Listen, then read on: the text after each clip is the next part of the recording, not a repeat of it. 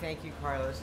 Just a few words, because I've been listening to all these powerful stories, many that I know personally, and then to be reminded of the strength and the character that I know each and every one of you have. My father, for those of you that don't know, was one of the first Cuban-American lawyers in town. So he spoke both languages, and I grew up watching him, work with all these families who had lost everything, the powerful stories that you all know, the powerful story that Claudia told, who's like a family to me and our family. And I just remember thinking, I want to do whatever I can in my small way to honor him. And what I saw growing up, the strength of these people, the losses, the compromises, the sacrifices, the strength that they had, the conviction in freedom and who they were. And then my father went on to become the first Cuban judge. And I would watch him again in court and how he would relate in Spanish. He was the first one to speak Spanish.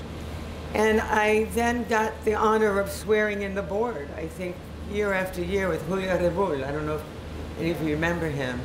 And then in understanding who my father was and the suffering that I saw all of my family and his family and our friends go through, he also was the lawyer for La Brigada 2506.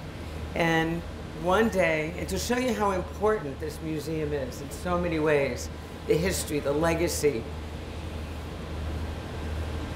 I was in my house looking at a portrait of my father, and he didn't look happy there, hanging in my hallway.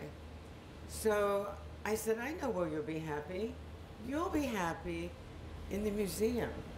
And Carlos and the board and everyone, Teresita and everyone allowed me, Rafael, you were there, to bring his portrait to hang in the museum.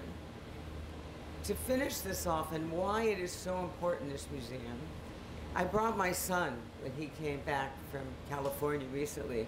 He didn't understand the legacy. That museum came alive to him. We walked through that museum together. Claudia, you were there. She told her story. Those are real photographs. Those are real lives. Eileen Higgins, thank you for talking about telling the stories. You can hear it in the voices. And then, last but not least, I don't know if, I think many of you were there when our Speaker of the House, Danny Perez, was sworn in as the Speaker of the House.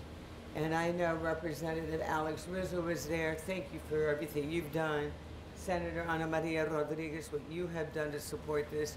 But if you could have heard this young man taking over the leadership of the legislature of this great state, talk about the Bay of Pigs and what it meant to Florida, to this community, that he's a young man in a powerful position telling this story.